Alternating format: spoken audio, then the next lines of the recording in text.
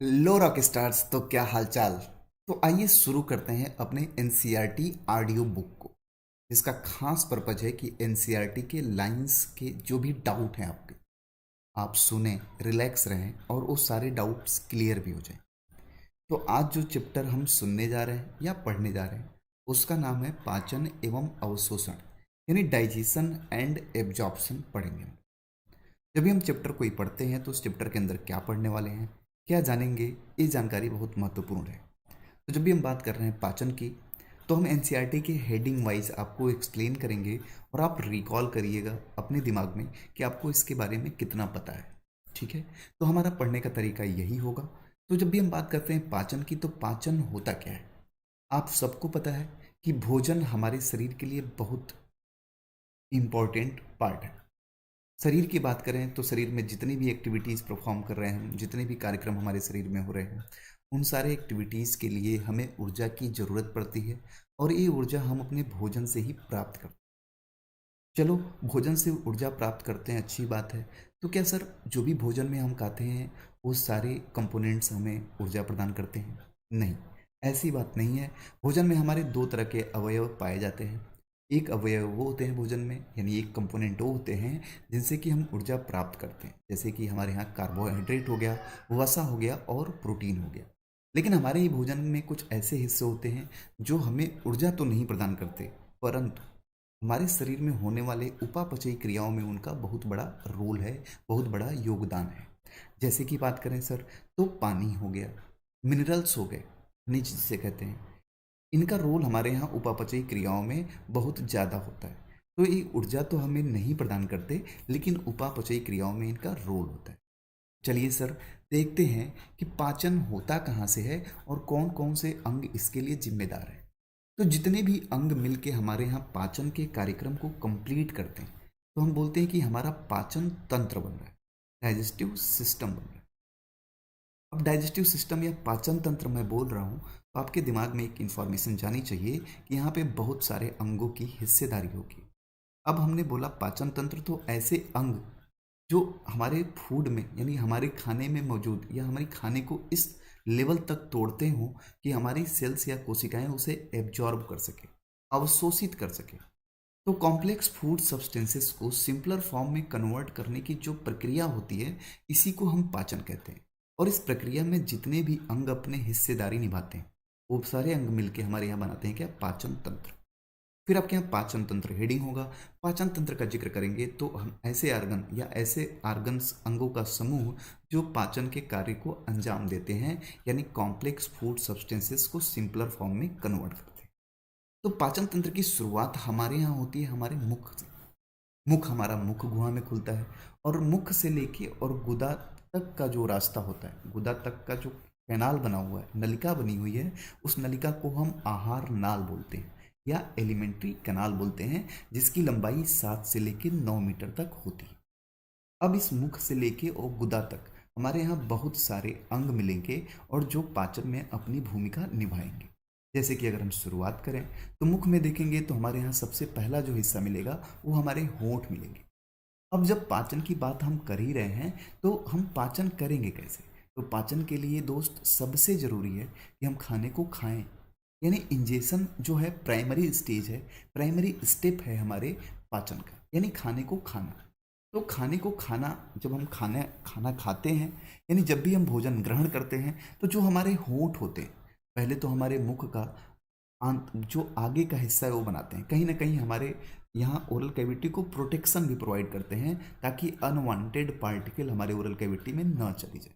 दूसरा रोल क्या होता है सर, तो दूसरा रोल ये होता है कि जब भी हम लिक्विड डाइट कंज्यूम कर रहे होते हैं, तो लिक्विड डाइट के कंजप्शन के समय हमारे यहाँ प्रॉपर सक्शन प्रेशर, ताकि हम खींच सकें, जैसे पेप्सी या कोल्ड ड्रिंक पीते हो आप या फ्रूटी पीते हो, तो जो स्ट्रा लगाते हो, जो पाइप लगाते हो खींचने के लिए, तो आपके होठों से सक्शन प्रेशर जनरेट होता है। तो कहीं ना कहीं हमारे जो होंठ हैं वो हमारे यहाँ इंजेशन में मदद करते हैं, बोलने में भी मदद करते हैं हमारे यहाँ होंठ। लेकिन पाचन के दृष्टिकोण से बात करें, फिर जब हम आगे बढ़ते हैं तो हमारे यहाँ दांत मिलते हैं। दांतों की बात करें अगर हम, तो दांत का वह हिस्सा जो हमारे ओरल कैविटी में यानी मुख गुहा में हमें दिखाई देता है, उसे क्राउन बोलते हैं।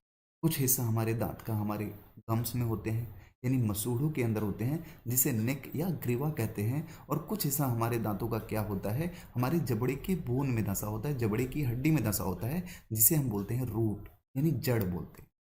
दांत को हम बाहर से 3 हिस्सों में बांटते हैं। फिर हम बात करें कि अगर दांत के जड़ वाले हिस्से में देखेंगे तो वहाँ पे एक छेद दिखाई देता है, जिसे हम बोलते हैं एपिकल फोरामेन। इस एपिकल फोरामेन के थ्रू हमारे जबड़े में आने वाले जो नर्व्स होते हैं, यानी जो तंत्रिकाएं होती हैं और जो ब्लड वेसल्स होती हैं, वो इंटर करती हैं, अंदर जाती हैं। ठीक है, और हमारे दांत को वाइटल रखने का प्रयास करते हैं।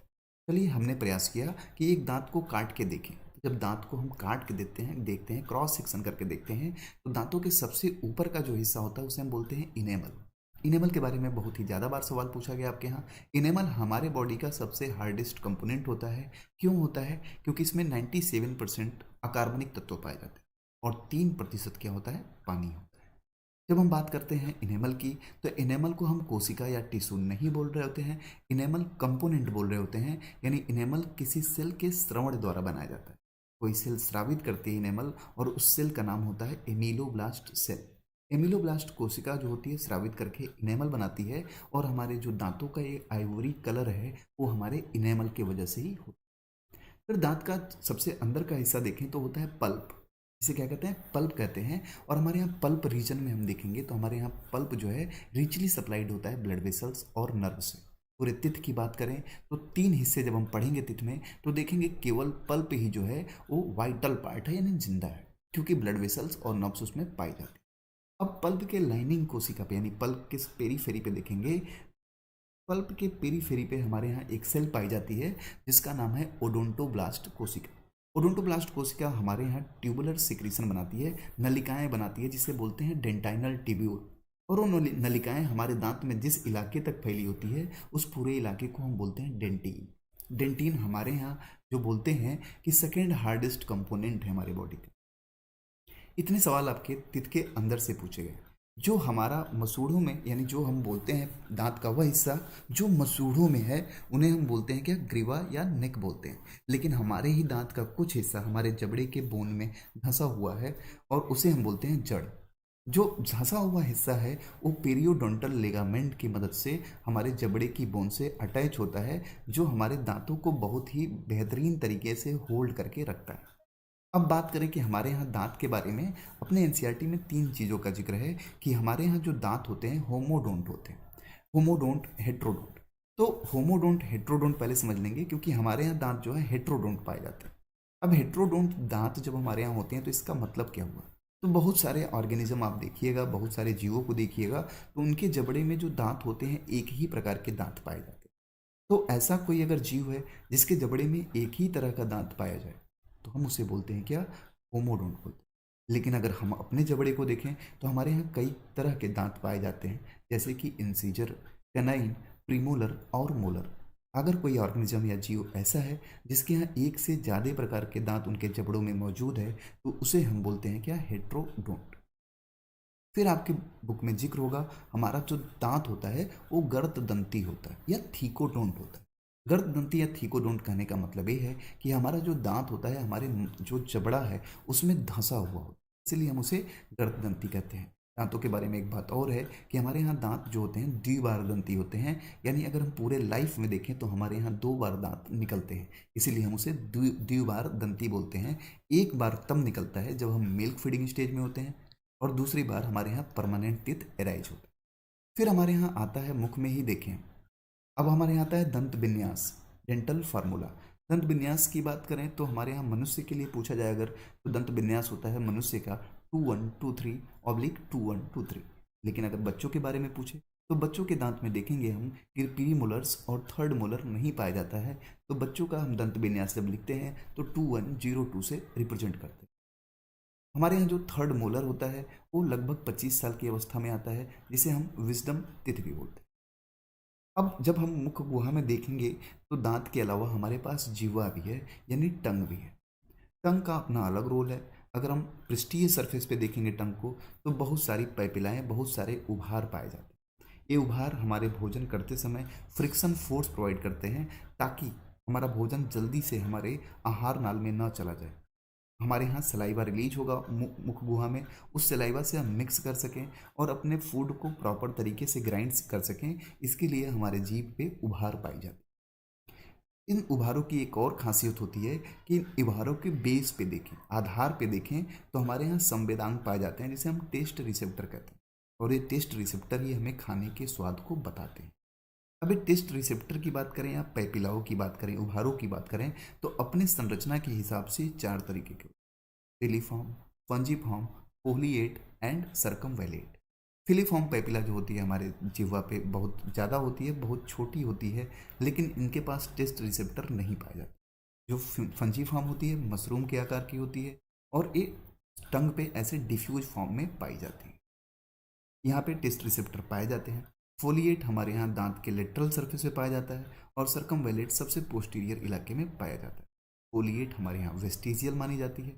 फिर जीभ के बारे में पूछा, जीभ को देखें हम तो पोस्टीरियर सरफेस पे जीभ हमारे यहाँ एक हड्डी से अटैच होती है, उस अस्थि का नाम है हवाइट बोन। इसीलिए जो हमारे टंग यानी जीवा में जो मसल है वो स्केलेटल मसल पाई जाती है, क्योंकि हमारे शरीर में जो हम मसल्स को क्लासीफाई करते हैं तो हम बोलते हैं उनके पोजीशन के आकार पे, इनके रेगुलेशन के आधार पे कि कहाँ पे पाई जाती हैं, कैसे अटैच होती हैं, कैसे हम कंट्रोल करते हैं, इसके आधार पे करते हैं। तो चूंकि हमारे यहाँ जीवा हमारे हमारे यहाँ बोन से स्केलेटन से अटैच होती है, इसलिए हम स्केलेटल बोन के कैटेगरी में रखते हैं। इतनी बात समझ में आई? ठीक। फिर जब जीवा की बात कर ही लेंगे तो हमें इतना पता है कि हमारा मुख गुहा हमारे नासा गुहा से दोनों अलग होता है पैलेट बोन से द्वारा। दोनों जाके हमारे ग्रसिका यानी फेरिंग्स वाले रीजन में खुलते हैं। फेरिंग्स को हम बोलते हैं कि कॉमन पैसेज होता है हमारे ओरल कैविटी के लिए और नेजल कैविटी के लिए। फेरिंग्स की बात करें तो फेरिंग्स का वह इलाका जो हमारे नेजल कैविटी की तरफ ओपन होता है उसे बोलते हैं नोजोफेरिंग्स। जो हमारे ओरल कैविटी की तरफ ओपन होता है उसे बोलते हैं ओरोफेरिंग्स। और जो हमारे नेक रीजन में ओपन होता है उसे बोलते हैं लेरिंजोफेरिंग्स। फेरिंग्स कॉमन ओपनिंग होती है ओरल कैविटी और नेजल कैविटी के लिए। अपने मुख गुहा की बात करें थोड़ा सा और, तो हमारे यहाँ मुख गुहा में लार ग्रंथियाँ भी पाई जाती हैं। हमारे यहाँ तीन तरीके की लार ग्रंथियाँ होती हैं जिनका नाम होता है पैरोटिड ग्लैंड, सब मैंडिबुलर ग्लैंड और sublingual gland. Parotid gland, sublingual gland और सब मैंडिबुलर ग्लैंड हमारे यहाँ लार स्रावित करते हैं। और पर डे सिक्रीशन जो हमारे यहाँ होता है लार का, वो होता है 1 से लेकर 1.5 लीटर। लार का जो पीएच होता है वो 6.8 होता है। अगर हम कंपोजिशन की बात करें तो हमारे यहाँ लार में देखेंगे तो सबसे मेजर अमाउंट में पानी पाया जाता है। उसके बाद पाया जाता है हमारे यहाँ थायोसाइनेट। थायोसाइनेट के बाद हमारे यहाँ पाया जाता है, देखेंगे लार में तो सेलेवरी एमाइलेज।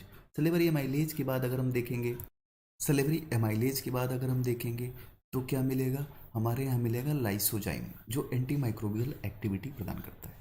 तो हमारे लार में मौजूद जो सेलेवरी एमाइलेज है हमारे यहाँ स्टार्च या जिसे कि हम मंड बोलते हैं उसे डाइसेकेराइड लाइक माल्टोस और डेक्स्ट्रिन में तोड़ता है।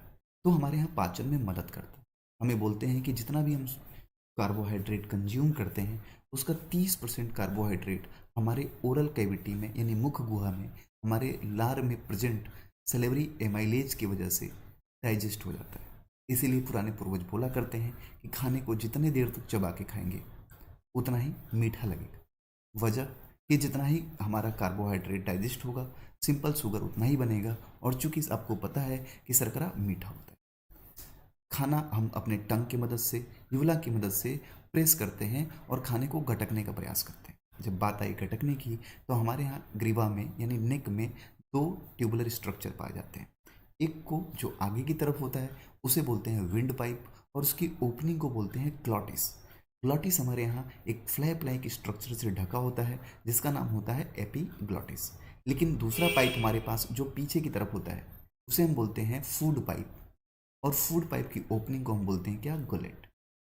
फूड पाइप की ओपनिंग को गुलेट बोलते हैं। और जब हम खाना को स्वेलो करते हैं, खा रहे होते हैं, तो हमारे यहाँ ग्लॉटिस ऊपर उठता है और एपिग्लॉटिस के साथ अटैच हो जाता है और फूड पाइप खुला रहता है। तो खाना हमारे फूड पाइप यानी जो हमारा गलेट है उसके रास्ते होते हुए ईसोफेगस में चला जाता है, जिसे कि हम ग्रसिका नाल कहते हैं।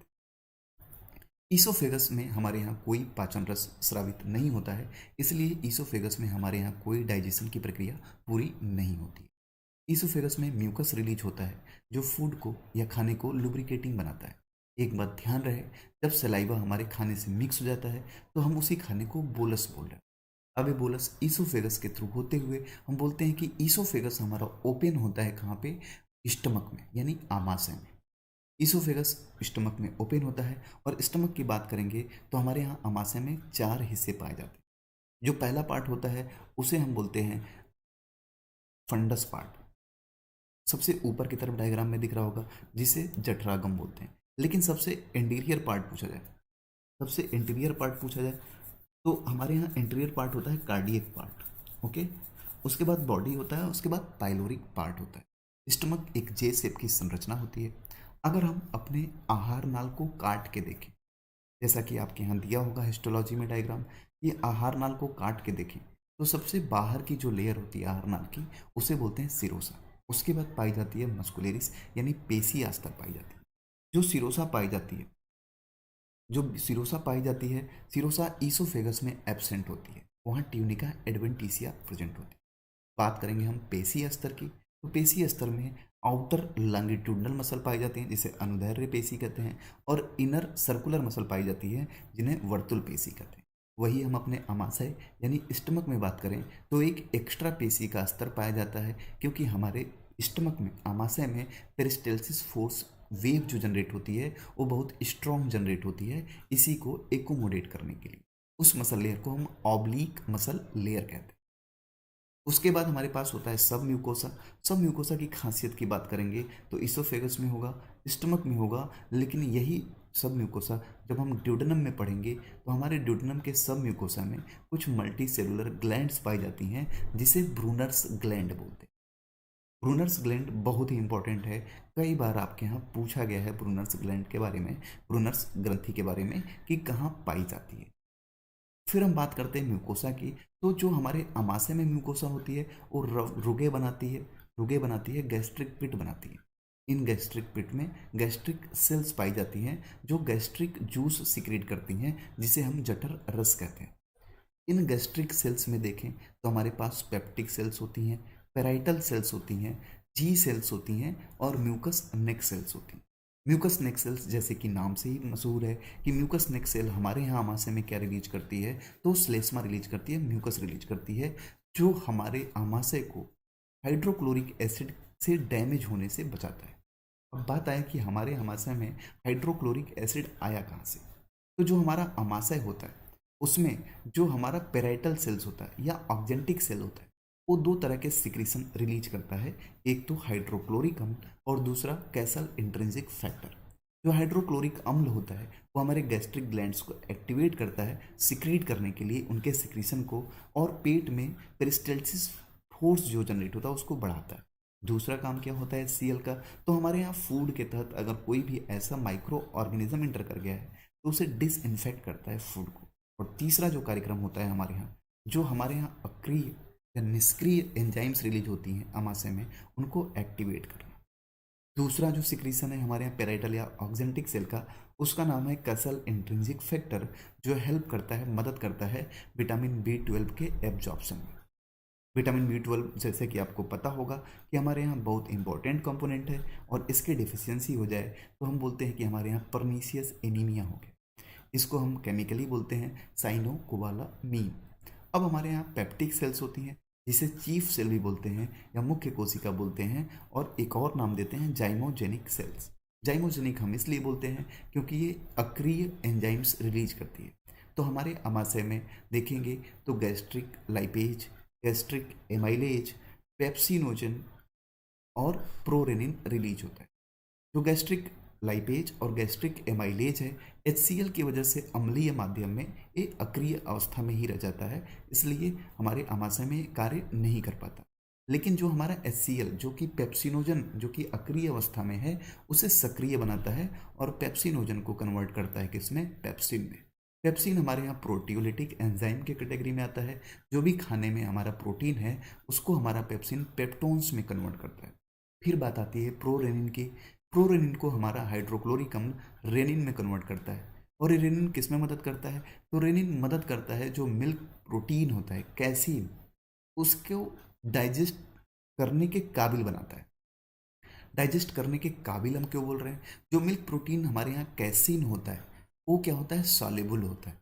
सॉल्युबल यानी घुलित होता है, और घुलित अवस्था में उस पे एंजाइम कार्य नहीं कर पाएंगे। इसीलिए कैसीन को हमारे यहाँ रेनिन कन्वर्ट करता है किसमें? कैल्शियम पैरा कैसीनेट में, जो क्या होता है? सॉलिड फॉर्म में होता है। कभी छोटे बच्चे को देखिएगा आप, तो दूध पीता है और कुछ देर बाद अगर उसका पेट दबता है तो दही फॉर्म में बाहर आता है, तो वहाँ पे सॉलिडिफिकेशन हो चुका है मिल्क का। इसी प्रोसेस को हम कर्डलिंग ऑफ मिल्क बोलते हैं। रेनिन हमारे यहाँ मिल्क प्रोटीन को पाचन के काबिल बनाता है, फिर उस पर प्रोटियोलिटिक एंजाइम्स क्या करती हैं? कार्य करती हैं। याद रहे, जब हमारे आमाशय में जो जठर रस है खाने के साथ मिल जाता है तो हम उसे बोलते हैं काइम। अब आपको पता होगा कि काइम में या जठर रस में देखें तो हाइड्रोक्लोरिक अम्ल था, जिसकी वजह से हमारे यहाँ जठर रस का जो पीएच था वो एसिडिक था, यानी अम्लीय था। जठर रस के पीएच की बात करें तो 1.2 से 2 तक वेरी करता है, यानी 1.2 से 2 पीएच होता है हमारे जठर रस यानी गैस्ट्रिक जूस का। और गैस्ट्रिक जूस जब हमारे फूड के साथ मिक्स हो जाता है, यानी बोलस के साथ मिक्स हो जाता है, तो हम उसे नाम देते हैं काइम। अब काइम की बारी है कि अमाशय से बाहर निकले। अमाशय से बाहर आते ही काइम हमारे यहाँ ड्यूडेनम वाले इलाके में पहुँचता है। ड्यूडेनम में जैसे ही खाना पहुँचता है तो हमारे यहाँ बहुत सारे हार्मोन्स भी हैं, जिन्हें हम रासायनिक कंट्रोल वाले पार्ट में पढ़ेंगे कि जीआईटी के कौन से हार्मोन्स होते हैं, वो कैसे मैसेज ले जाते हैं। लेकिन आप सपोज करिए कि खाना अगर हमारे ड्यूडेनम वाले इलाके में आ गया है तो हमें क्या क्या तैयारियां करनी पड़ी।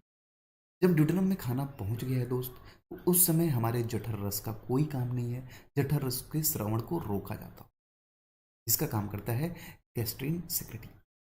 फिर हमारे यहाँ देखेंगे तो जैसे ही ड्यूडेनम में खाना आएगा, हमारे यहाँ ड्यूडेनम में 3 लोगों के सिक्रीशन मिलने वाले हैं, यानी हमारे लीवर यानी यकृत से बाइल जूस आने वाला है। दूसरा हमारे गॉल ब्लैडर, जिसमें कि हम बाइल जूस को क्या करते हैं? स्टोर करके रखते हैं, एक्स्ट्रा बाइल को वहाँ से हम लाते हैं, क्या? बाइल लाते हैं। फिर हमारा पेंक्रियाज जो अग्नाशय है, वहाँ से अग्नाशयी रस आता है। तो इन तीनों को इन्फॉर्मेशन दी जाती है थ्रू जीआईटी हार्मोन कि पेंक्रियाज से बोला जाता है कि आप पेंक्रियाटिक जूस स्रावित करो, जिसके लिए हार्मोन रिस्पॉन्सिबल होता है पेंक्रियोजाइमिन। हमारे गॉल ब्लैडर से बोला जाता है कि आप जो एक्स्ट्रा बाइल है उसे रिलीज करिए, और उसके लिए हार्मोन रिलीज किया जाता है कोलेसाइटोकाइनिन। हमारे लीवर से बोला जाता है कि आप बाइल जूस बनाइए और रिलीज करिए, इसके लिए हार्मोन स्रावित होता है हेपेटोक्राइनिन। ऐसे हमारे एलिमेंट्री कनाल में या गैस्ट्रो इंटेस्टाइनल ट्रैक्ट के माध्यम में देखें तो बहुत सारे हार्मोन स्रावित होते हैं। जैसे ही इन हार्मोन्स के एक्टिवेशन की वजह से बाइल जूस आता है, तो बाइल जूस में 2 कंपोनेंट होते हैं, एक तो जो बाइल पिगमेंट है और दूसरे बाइल साल्ट है। बाइल जो साल्ट है वो हमारे यहाँ 2 तरह के होते हैं, कार्बनिक और अकार्बनिक। जो अकार्बनिक बाइल साल्ट हैं वो क्या करते हैं? हमारे यहाँ जो एसिडिक मीडिया है काइम का, जो अम्लीय माध्यम है काइम का, उसे न्यूट्रल करते हैं, उदासीन करते हैं। और जो कार्बनिक बाइल साल्ट हैं वो हमारे यहाँ वसा के मालिक्यूल का इमल्सिफिकेशन करते हैं, यानी इमल्सिफिकेशन ऑफ फैट कॉज करते हैं। अब इमल्सिफिकेशन क्या होता है, जरा दिमाग में सोचिए। तो हमारे यहाँ वसा के जो अणु होते हैं, वसा के जो पार्टिकल होते हैं, इनके बीच में पृष्ठीय तनाव बहुत कम होता है। और हमारे यहाँ जो पाचन का माध्यम है वो क्या है? पानी है। पानी में जब भी वसा को बूंद बूंद करके डालेंगे आप, तो कुछ देर बाद देखेंगे कि वसा के सारे मालिक्यूल आपस में यूनाइट हो गए और एक बड़ा गोलक बना लिया। इन वसा के छोटे छोटे गोलकों को छोटे छोटे गोलकों के फॉर्म में ही रखना। कैसे रखना? तो हमारा जो ऑर्गेनिक बाइल साल्ट है, इनके बीच में पृष्ठीय तनाव जो है उसे ज़्यादा कर देता है, और ज़्यादा होने की वजह से ये गोलक आपस में मिल नहीं पाते। इसी प्रक्रिया को हम बोलते हैं इमल्सिफिकेशन ऑफ फैट। यानी जो कार्बनिक पार्ट है हमारे यहाँ बाइल साल्ट का, वो इमल्सिफिकेशन में मदद करता है, जिससे कि हमारा फैट इजिली डाइजेस्ट हो सके। हमारे यहाँ बाइल पिगमेंट की बात करेंगे तो हमारे यहाँ बिलिरुबिन और बिलोवर्डिन पिगमेंट पाए जाते हैं। हम बोलते हैं कि जो हमारे यहाँ फीकल मैटर होता है उसका जो कलर होता है इन्हीं बाइल पिगमेंट्स की वजह से होता है। हमारे यहाँ जो गॉल ब्लैडर होता है, गॉल ब्लैडर को देखेंगे हम तो गॉल ब्लैडर से एक्स्ट्रा बाइल रिलीज किया जाता है। लेकिन अगर हम अपने लीवर को मोटा मोटी आप समझ पा रहे हैं तो लीवर का डायग्राम दिमाग में रखिए। Right hepatic duct, left hepatic duct दोनों मिलकर कॉमन हिपैटिक डक्ट बनाते हैं। गॉल ब्लैडर से निकलने वाले डक्ट को हम बोलते हैं सिस्टिक डक्ट, और सिस्टिक डक्ट और कॉमन हिपैटिक डक्ट मिलकर बनाते हैं कॉमन बाइल डक्ट, जिसे हम नाम देते हैं डक्टस कोलेडोकस। इधर से कॉमन बाइल डक्ट आता है और इधर से अग्नाशय से निकलने वाला जो डक्ट ऑफ विर्सन होता है वो आता है।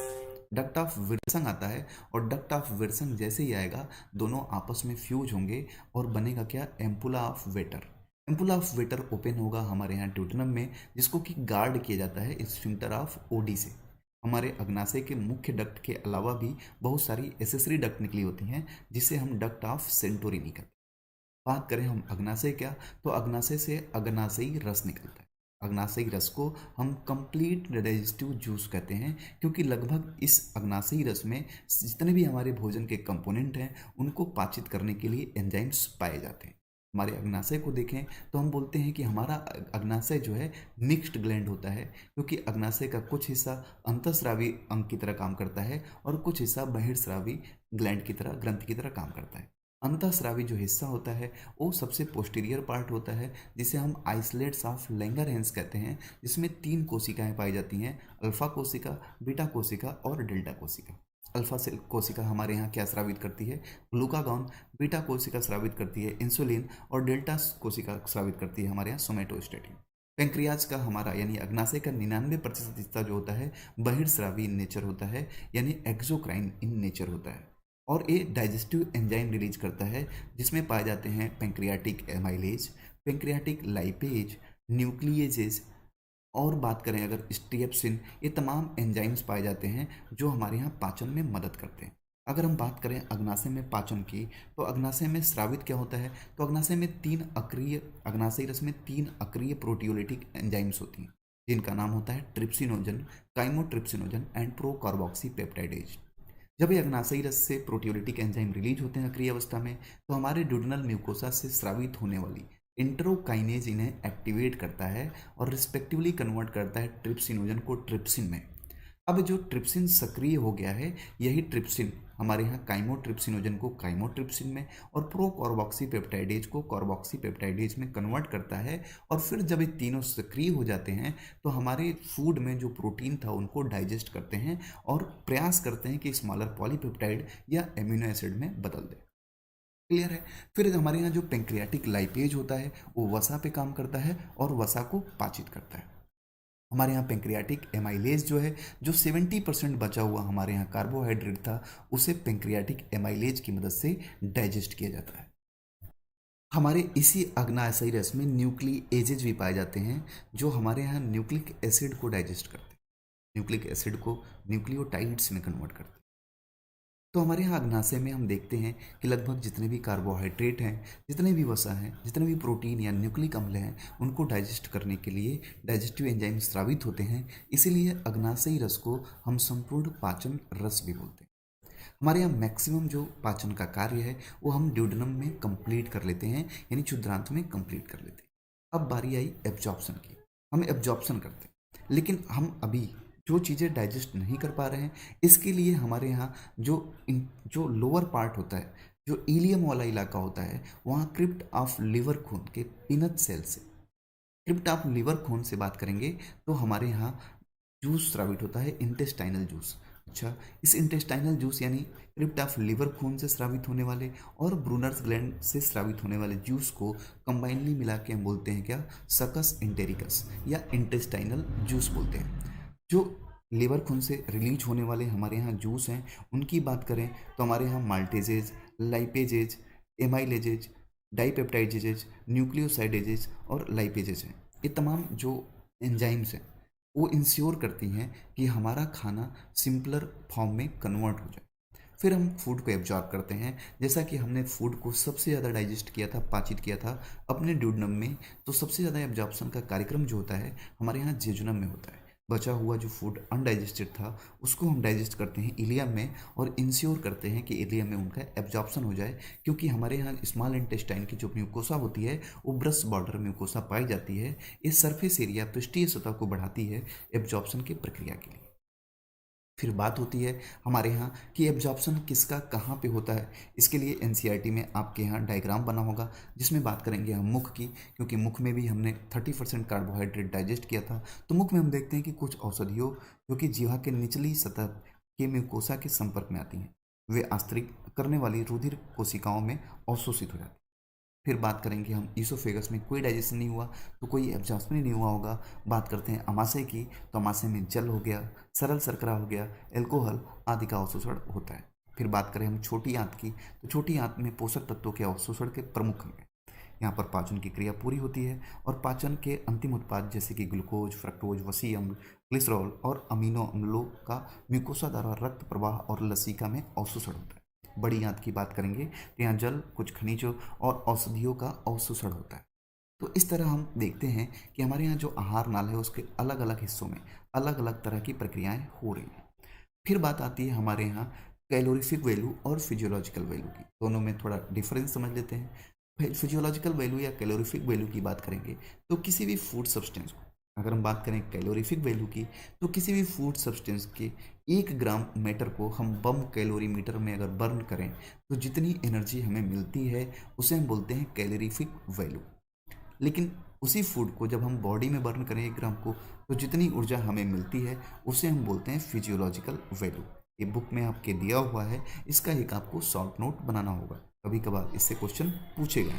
फिर पाचित भोजन का हमने अवशोषण देख ही लिया। जैसे ही अवशोषण हम कर लेते हैं फिर करते हैं क्या, एसिमिलेशन करते हैं। क्या करते हैं, एसिमिलेशन। अब एसिमिलेशन का मतलब होता है स्वांगीकरण। स्वांगीकरण यानी जो भी हमारा अवशोषित भोज्य पदार्थ था उसको हमने अपने बॉडी मटेरियल में कन्वर्ट किया। लाइक अगर हमने प्रोटीन को अमीनो अम्ल के रूप में अवशोषित किया था तो उसी अमीनो अम्ल का इस्तेमाल करके दोबारा प्रोटीन बनाना स्वांगीकरण होता है। फिर हम बात करें कि स्वांगीकरण के बाद क्या है, तो स्वांगीकरण के बाद हम पढ़ते हैं हमारे यहाँ जो पाचन अवशिष्ट होता है मलाशय में कठोर होकर संबंध मल बन जाता है, जो तंत्रिकी परिवर्ती यानी न्यूरल रिफ्लेक्स की क्रिया द्वारा जिसमें मल त्याग की इच्छा पैदा होती है। मल द्वार से मल का बहिक्षेप एक ऐच्छिक क्रिया है जो एक बृहद कृमानुकंचन गति से पूरी होती है। फिर इसके बाद हम चलेंगे एनसीईआरटी में, तो हमारे यहाँ पाचन तंत्र के कुछ विकार दिए हुए हैं, डिसऑर्डर दिए हुए हैं। जब हम विकार या डिसऑर्डर की बात करते हैं तो सबसे पहला विकार हमारे यहाँ पीलिया, जिसे कि हम बोलते हैं जॉन्डिस, जो कि बहुत कॉमनली जाना जाता है। यह यकृत प्रभावित होता है। इस बीमारी में क्या होता है, हमारी यकृत प्रभावित होती है। पीलिया में त्वचा और आँख जो होते हैं उनका पीला वर्ण कलेक्ट हो जाने की वजह से होता क्या है कि बिलिरुबिन के डिपोजिशन की वजह से ब्लड वेसल्स में बिलिरुबिन की मात्रा बढ़ती है, जिससे कि हमारे जो पेरिफेरल अंग होते हैं लाइक आँख हो गई, नाखून हो गए, पीले रंग के दिखाई देते हैं।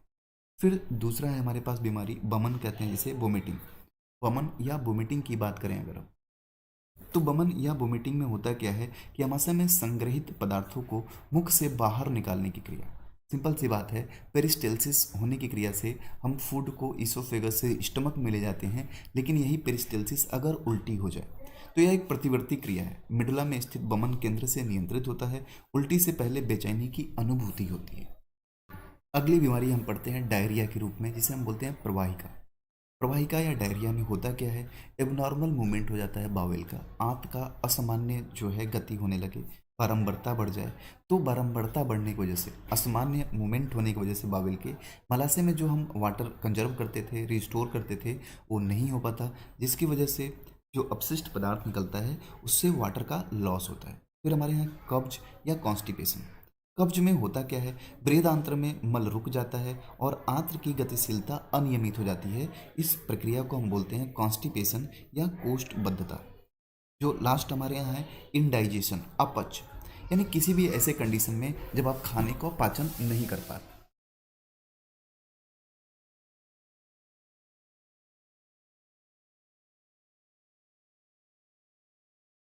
अपच वह अवस्था है जिसमें भोजन प्रॉपरली पाचित नहीं हो पाता है, और ये ऐसे कंडीशन में होता है जैसे आपके यहाँ पाचन एंजाइम कम स्रावित हो, या स्ट्रेसफुल कंडीशन में हो, या आपने विषाक्त भोजन कर लिया हो।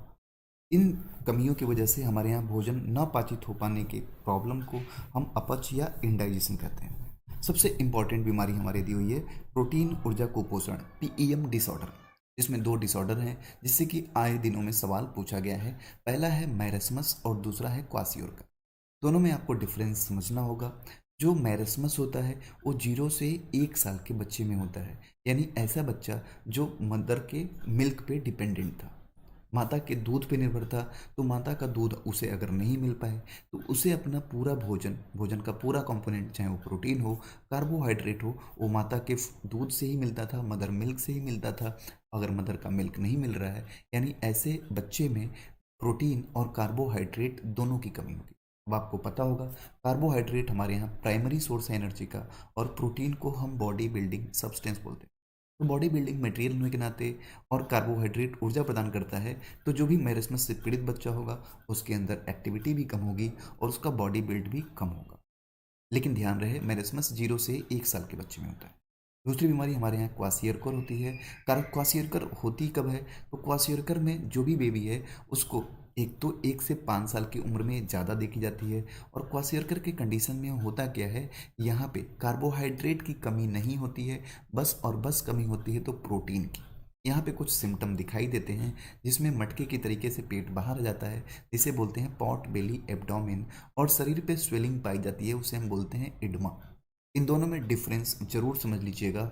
मैरस्मस 0 से 1 साल के बच्चे में बेसिकली उन्हीं बच्चों में होता है जो मदर के मिल्क पे डिपेंडेंट है, और क्वासियोरकर उन बच्चों में होता है जो मदर के मिल्क पे डिपेंडेंट नहीं है, जिनमें कमी हुई है किसकी? प्रोटीन की, न कि कार्बोहाइड्रेट की। तो प्रोटीन की कमी होती है, यानी बॉडी बिल्ड तो इनका बेकार होता है, लेकिन इनके पास एनर्जी सफिशियंट होती है। इनके पॉट बेली एब्डोमेन हो जाते हैं। पॉट बेली एब्डोमेन का मतलब घड़े के तरीके से पेट बाहर चला आता है, और घड़े के तरीके से पेट बाहर आने के साथ साथ स्वेलिंग प्रेजेंट होती है, इडमा प्रेजेंट होता है बॉडी में।